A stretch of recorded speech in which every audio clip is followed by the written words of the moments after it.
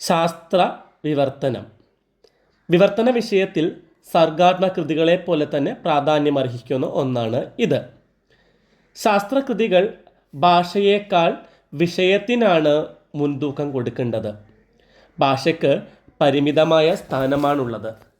ശാസ്ത്ര വിവർത്തനത്തിൽ വിഷയസ്ഥിരത അനിവാര്യമാണ്. ആലങ്കാരിക ഭാഷ ഒഴിവാക്കേണ്ടതാണ്. സൂക്ഷ്മതയാണ് ശാസ്ത്ര വിവർത്തനത്തിൻ്റെ മുഖമുദ്ര. വളച്ചുകെട്ടില്ലാത്തതും സുശക്തവുമായ ഭാഷാരീതി, ആകാവുന്നത്ര ലാളിത്യം എന്നിവ പരിഗണിക്കണം. ശാസ്ത്രം വിചാരപ്രധാനമായിരിക്കുന്നതിനാൽ ശാസ്ത്രകൃതികളിൽ പദാനുപദ വിവർത്തനമാണ് സ്വീകരിക്കേണ്ടത്. ശാസ്ത്ര വിവർത്തകന് സ്വാതന്ത്ര്യം കുറവാണ്. ആശയങ്ങൾ അതേപടി തന്നെയാണ് ഇവിടെ വിവർത്തനം ചെയ്യേണ്ടത്. പാഠപുസ്തകങ്ങൾ പദാനുപദമോ വാക്യാനുവാക്യമോ ആയ രീതിയിൽ വിവർത്തനം ചെയ്യാം.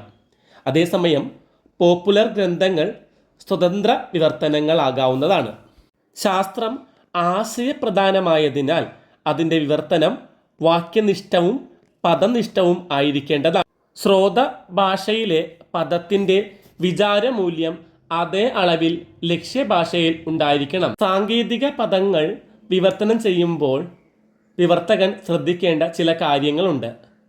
മൂലഭാഷാപദം തത്സമ രീതിയിൽ സ്വീകരിക്കാം. ആ പ്രത്യയങ്ങൾ, തദ്ധിതങ്ങൾ, കൃതികൃത്ത് പ്രത്യയങ്ങൾ തുടങ്ങിയവ ഉപയോഗിച്ച് പുതിയ പദങ്ങൾ നിർമ്മിക്കാവുന്നതാണ്.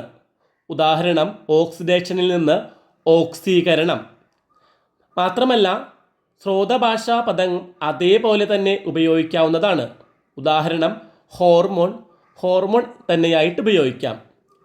മറ്റൊന്ന്, ലക്ഷ്യഭാഷയിലെ പദനിഷ്പത്തി ക്രമത്തെ അനുസരിച്ച് പുതിയ പദം നിർമ്മിക്കാവുന്നതാണ്. പുതിയ പദങ്ങൾ വേണമെങ്കിൽ നിർമ്മിക്കാം. അപ്പോൾ ഓർബിറ്റിന് ഭ്രമണപദം എന്ന പദം ഉപയോഗിക്കാം. ഇങ്ങനെ സ്വീകരിക്കുന്ന പദങ്ങൾ പൊതുവായി അംഗീകാരം നേടിയെടുക്കേണ്ടതുണ്ട്. സാങ്കേതിക പദങ്ങളുടെ വിവർത്തനത്തിൽ സംക്ഷിപ്തതയും കൃത്യതയും ഉണ്ടായിരിക്കണം. വ്യാകരണം, വാക്യഘടനാബോധം, ഔചിത്യം ഇവ പാലിക്കേണ്ടതാണ്.